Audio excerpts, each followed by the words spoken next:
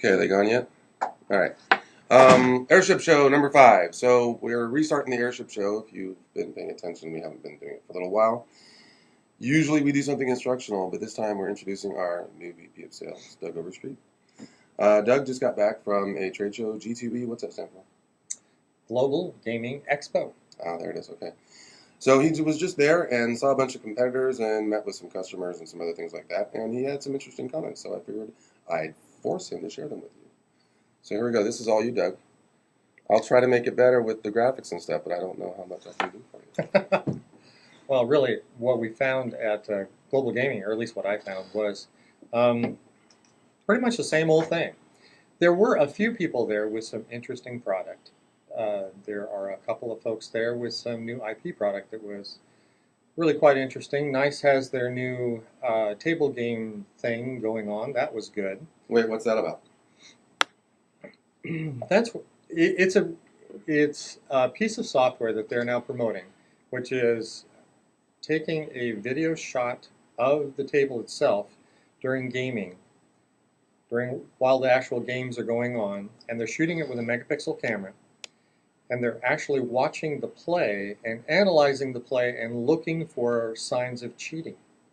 So fairly high level algorithm, fairly high level analytics going on. And it actually shows quite a bit of promise for those folks in terms of being able to actually spot, which is hard to do, spot cheats. Cool. So that's the exception to the rule, though, right? That is the exception to the rule. Most of the stuff that's going on there is really pretty boring, pretty blah, pretty much the same thing that we've seen all along. Still have a lot of people there that are still touting MPEG-4. And the MPEG-4 images certainly are not necessarily, not up to what I would call casino standards. There are some folks there that are finally starting to turn the corner into H.264. Those images, much better. Of course, that algorithm is definitely designed for the kind of work that we do in the casino industry. Then you start to get images that look a lot more like the MPEG-2 that actually everybody wants at this point, because they're not getting the picture that they want out of the MPEG. But a lot of sameness. So, you know, a lot of the big boys coming back in, showing exactly the same product that they've been showing all the way along, and really not seeing a lot of progress in that realm or in that market. So there were some remarkable things and there were some really boring things. That's the short form of it. Now, at Airship, of course, we think we can take some of the really boring stuff and make it a lot easier to use. Whoopee, anybody can do that too. We have some other ideas, and you know more about what surveillance managers in casino space want than I do. So why don't you tell us about some of the things that they've been wanting and some of the future ideas that we've had going on. Yeah, let's talk about that. I think what we really got going on is the ability to take our recording system and then give it the two things that seem to be really missing. And that is a way to manage all of this hardware that's out there, all of these servers that are out there, without having a whole staff of IP professionals on board.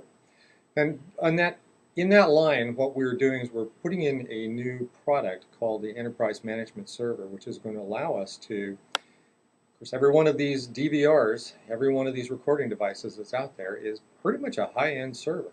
It's got a lot of memory in it. It's got a lot of hard drives it has to manage.